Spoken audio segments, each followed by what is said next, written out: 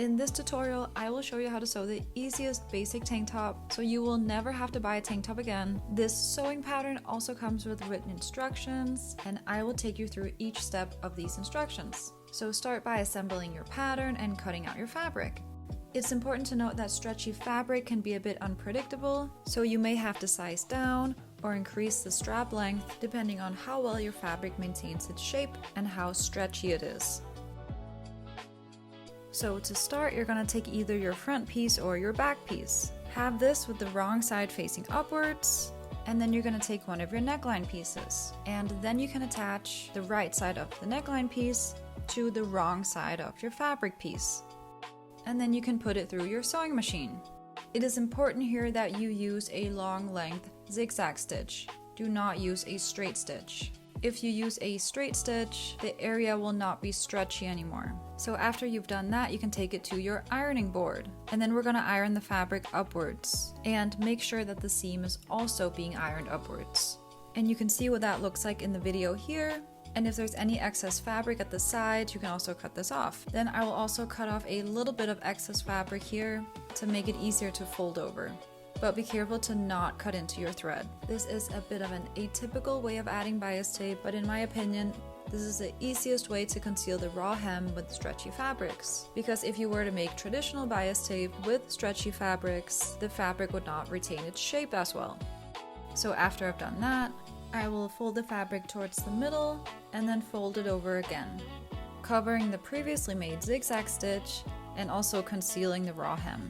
And then I will pin this in place. Normally when making bias tape, we would also cut it on the diagonal of the fabric to give it a bit more flexibility. But that's not necessary here because the fabric is already stretchy. Then I will put it through my sewing machine, and if you have a twin needle here, feel free to use it.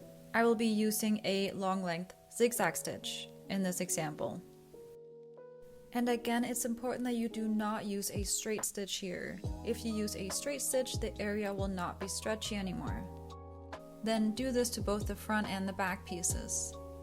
And then we're going to bring it to our iron and press the area.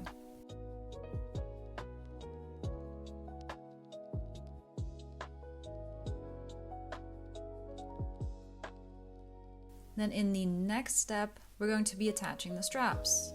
So make sure that your front and back pieces are laying like in the video with the wrong sides facing upwards. Then we're going to get our strap pieces and attach the strap piece's right side to our front and back's wrong side.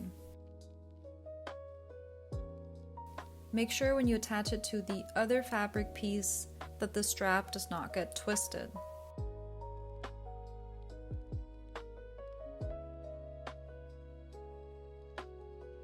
And after I've pinned one side in place, I will do the same to the other side. And remember that the strap's right side is facing the front and back's wrong side. Then I will put it through my sewing machine with a long length zigzag stitch.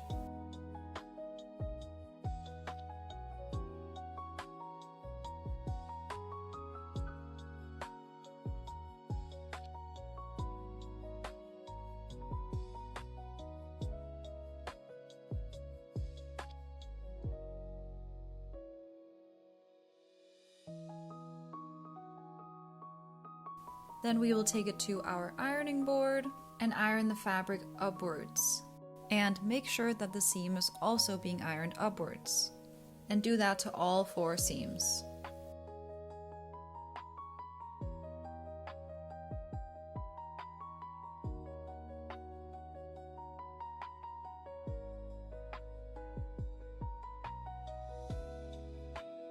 Then in the next step, we're going to be folding this over, creating the strap and the armhole bias tape. So just like before, I will cut a bit of the excess fabric to make it easier to fold over. Then once I've done that, I will do just like I did with the neckline. So fold it in half and fold it again, covering the zigzag stitch and concealing the raw hem.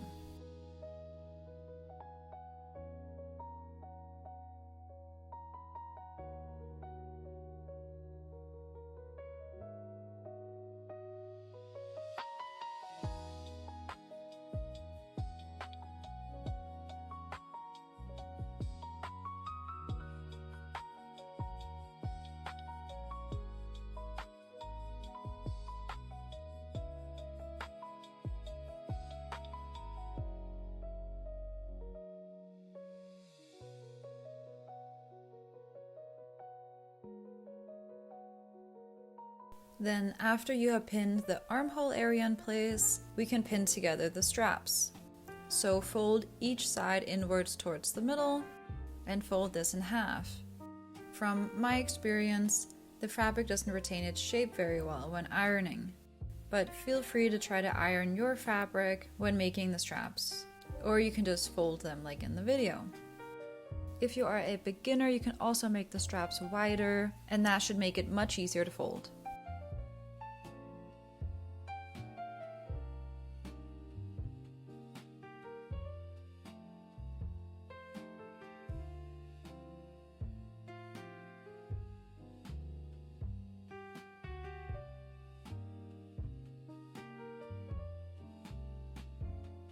Then once you have pinned that in place, you can put it through your sewing machine. Feel free to use a twin needle here. I will be using a long length zigzag stitch. Another thing to know about stretchy fabrics is that they tend to be a bit unpredictable. So your straps may end up being a bit too long or a bit too short, depending on how stretchy your fabric is. So make sure you take this into consideration as well. Then after we've sewn this on both sides, we will take it to our ironing board.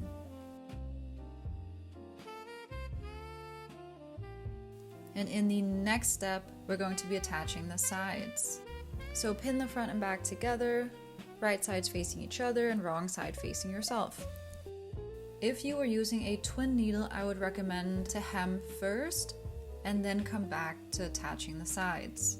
But if you are using a long length zigzag stitch like me, we can attach the sides now.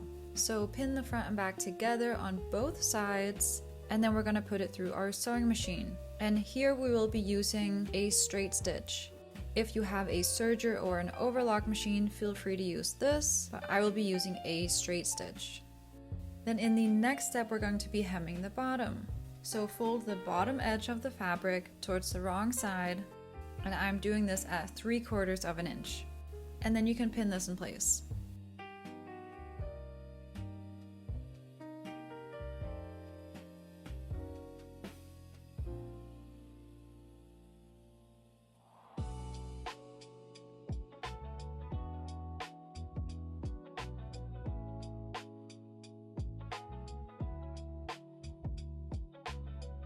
And then we can put it through our sewing machine.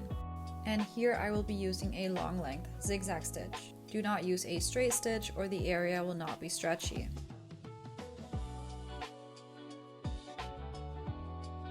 Then we will take it to our iron to make it look nice and neat, and we are done. Thank you so much for watching. If you liked this video, make sure to like, subscribe, and leave a comment, and I will see you in the next one.